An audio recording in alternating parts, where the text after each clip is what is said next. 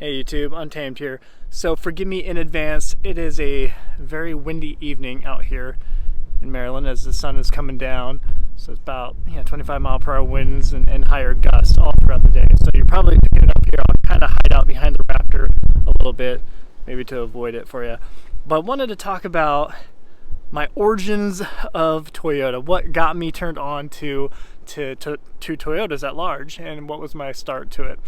If any of you guys have been straight up OGs of the channel, I'm talking back before there, no subscribers, no followers, no views, and hardly any views in my videos. It's just me geeking out on vehicles. You may recall that I had a Nissan GTR R35 back in the day, a track edition with a track pack, which was awesome.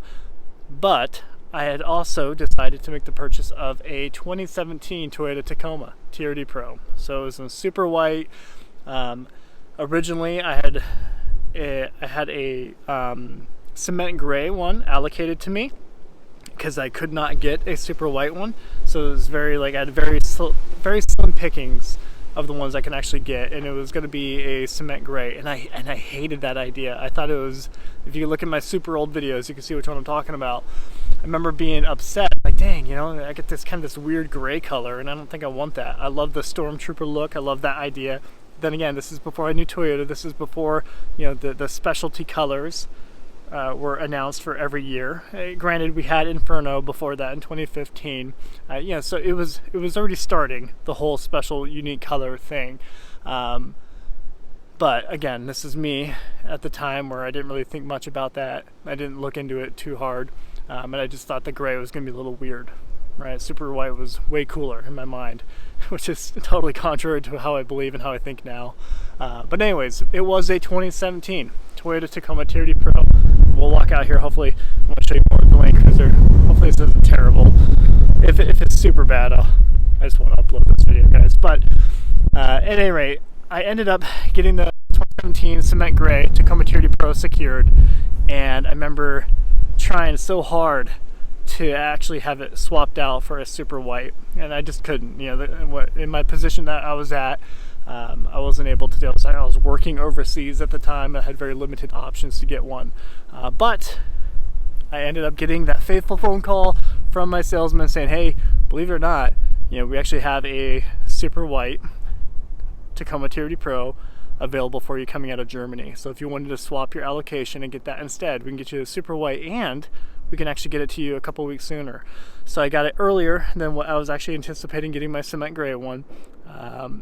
Not to mention, and I was able to get the color that I loved and I was super eager about. So that first Toyota of mine was what started my love and passion for TRD Pros and for Toyota at large. And of course, TRD Pro being my thing. And I think it became my thing just because it was what I started with.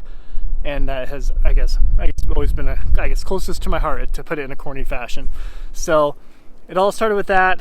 It wasn't the most desirable engine, of course, and it wasn't until I drove my first 4Runner TRD Pros, I think 2019 is when I bought my first one, again a super white, that I realized that I love that platform, the 4-liter V6, so much better than the lackluster smaller displacement V6 within the Tacoma, right? So granted, the Tacoma's still sweet. It still has a special place in my heart just because that was my number one, my first one that I ever had.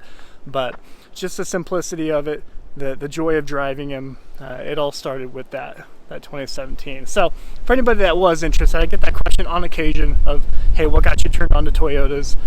It was that. It was kind of a shot in the dark. Really, I just loved the look of it, and I loved it was still a utility vehicle for me. I loved being able to actually have a small truck bed to actually use it for things, moving my lawnmower, my dirty stuff within the garage. It was my first time doing that. So that's what started it all.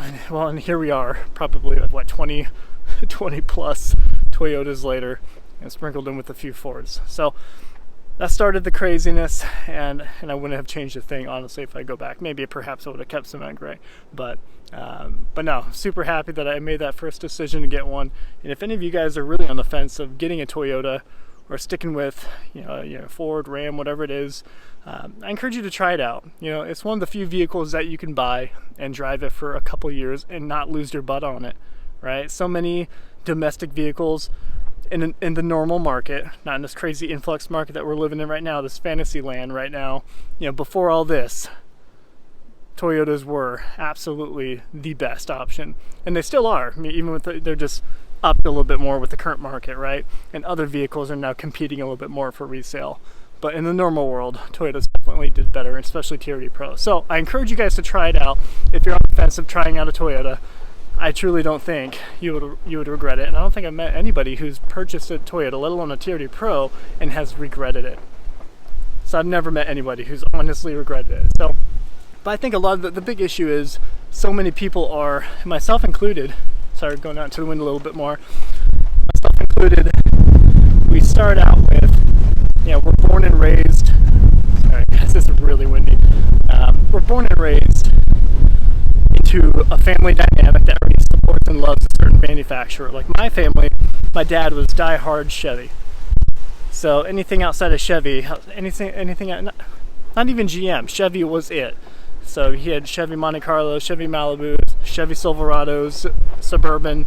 He was all about that Chevy life. So that was us, right? So that was our family. It became our thing. And if you deviated from that, it was definitely frowned upon. So my first time coming home, even with the motorcycle, I brought home a Suzuki GSX-R 600 one day when I was a teenager, and there's a look of disappointment on my father's face, that is for sure. But we soon got past it, of course, and I eventually bought a Subaru WRX STI.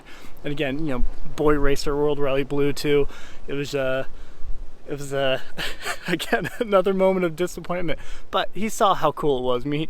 He saw, you know, how much joy it brought me to, and just really just how awesome that vehicle was, how unique it was. Sure, it looked a little too flashy, but you know, the sound of it. I remember my dad, he loved the sound of the rumble of that Boxster engine. So even he grew to kind of be open-minded to the idea of having, you know, a Japanese vehicle or a different manufacturer, you know, within that household. So all that to say, I understand the pressures of sticking with the manufacturer that you're born and raised into. I totally get that, but I encourage you to always, you know, remain open-minded. And I try to do the same. Here, I got a Ford right here, right?